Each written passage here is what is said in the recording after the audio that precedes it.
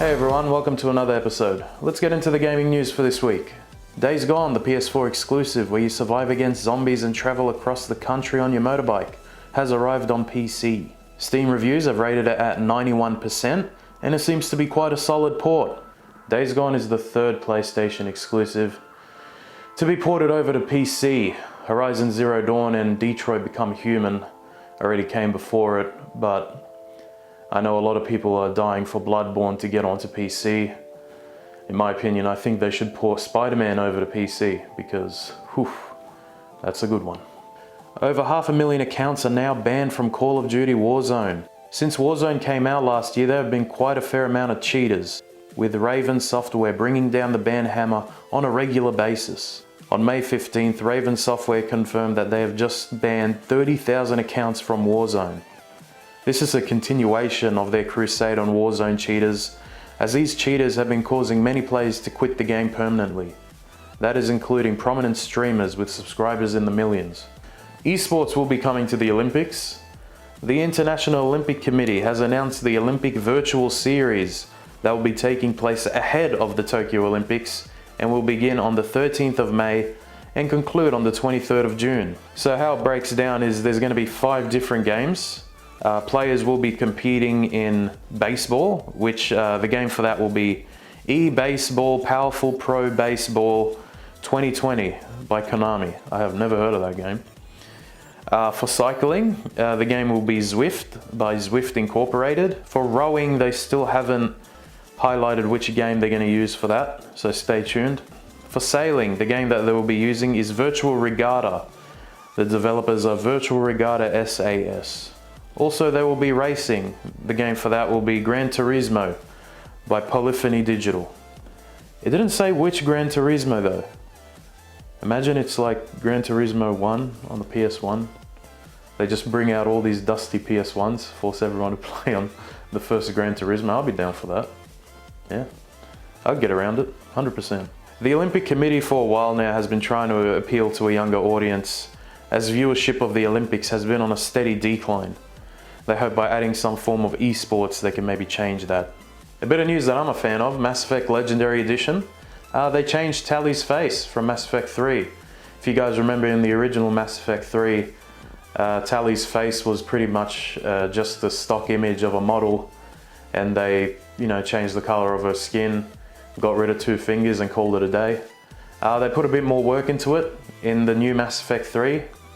In the Legendary Edition version of the game, so now Tali has like a proper alien face, which I don't know, I'm happy. Speaking of Mass Effect, the Normandy SR1 has been added to No Man's Sky. You can't fly it sadly, but you're able to add it to your frigate fleet. Hurry up because it's a timed event and you have until the 31st of May to undertake an expedition and add it to your fleet. Now something a bit more on the serious side.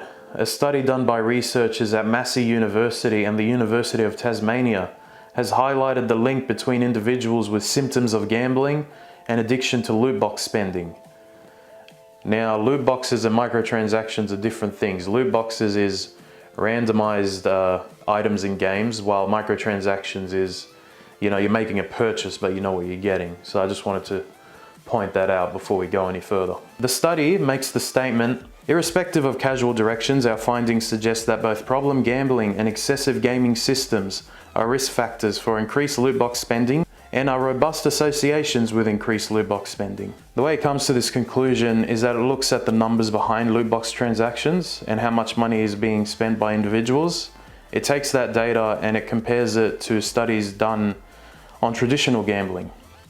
The paper also acknowledges that it is only using studies from the UK, US, Australia and New Zealand.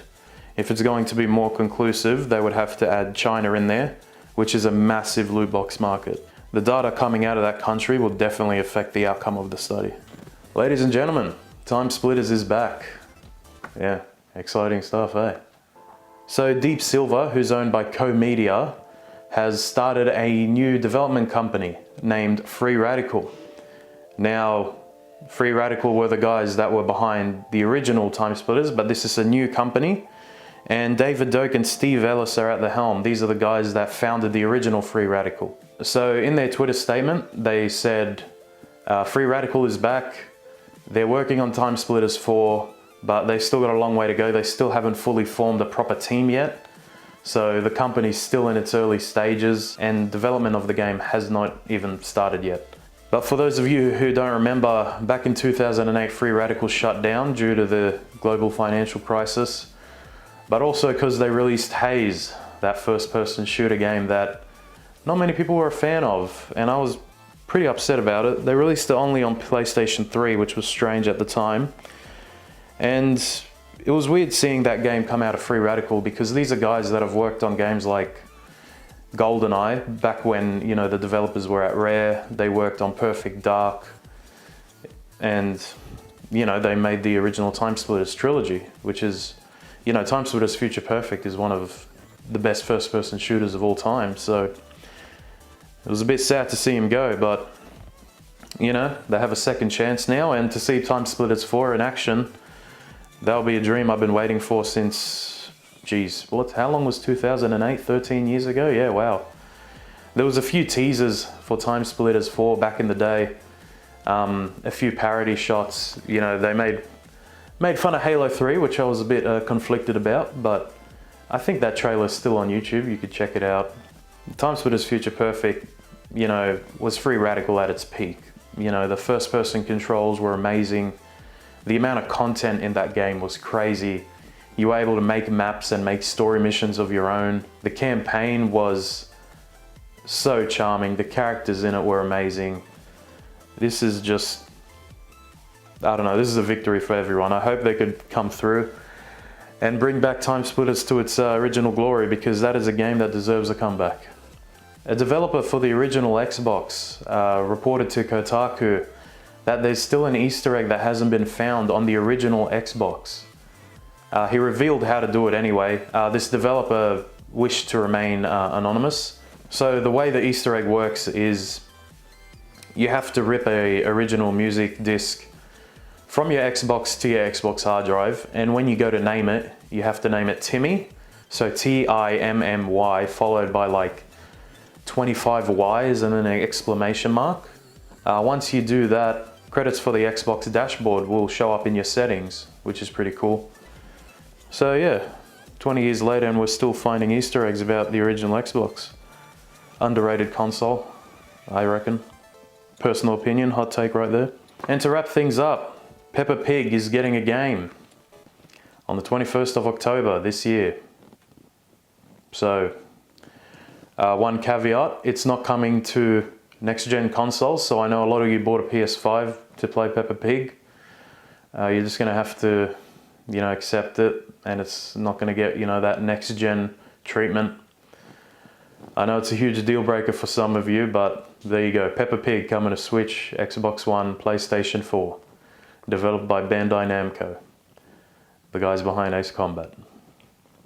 Yeah. That's it for today's show. Thanks for watching, guys. If you enjoyed what you saw, please subscribe. I know this is a few days late. I was away over last weekend and Friday, so this show is coming out on Monday. The next show will be coming out on Saturday, and then the Monday after, no wait. Okay, this show's coming out on Monday right now. The next show will be coming out this coming Saturday, and then it will be back to your regular programming after that. So apologies for the schedule change, but that's show business, baby. Anyway, thanks for watching. My name's Anthony. If you enjoy what you saw, please subscribe. I'll catch you on the next show. Take it easy.